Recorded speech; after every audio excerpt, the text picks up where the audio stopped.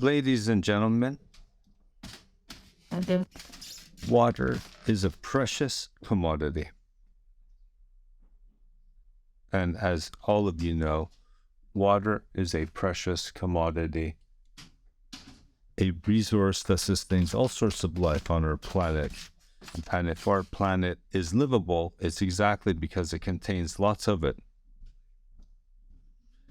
Obviously, however, there's a number of regions where water is more and more rare. It's scarce, and it's lacking for crops, for livestock, and for humans, of course. These droughts, these phenomenons are more and more common, especially with climate change, which we saw at the beginning of the 21st century. In the countries where water scarcity has become a recurring problem, political and economic leaders are, of course, looking for solutions. And for me, the solution is desalination of the oceans. And, it's garnering more and more support. Given the abundance of this resource in our seawater, I think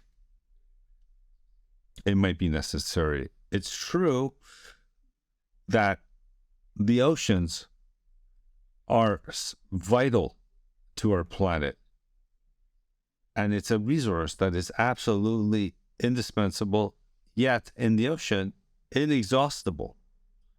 So how do we develop this technology?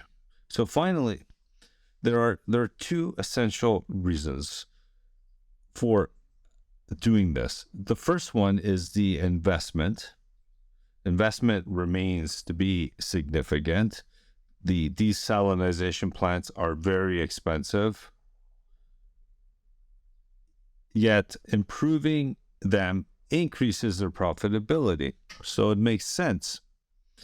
The second factor is the environmental impact on the environment. In other words, the impact of desalination on the environment.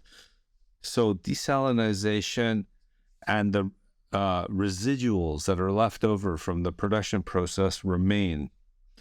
And environmentalists don't really like it.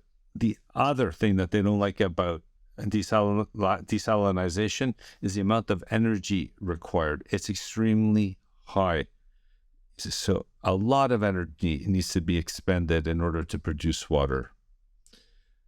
Now, it's important to know that there are 150 countries that already have desalination plants.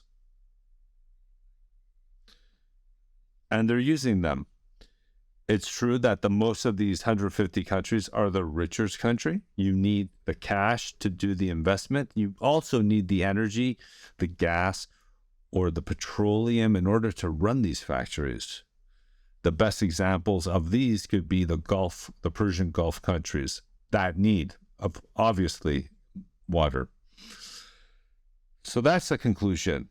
And I'm hoping that the correct technology comes to the fore in order to be used, and also allow the poorer countries to get their own drinking water from the ocean.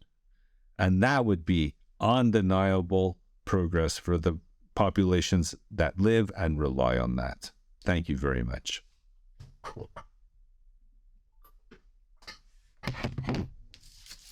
Okay. Let me see this.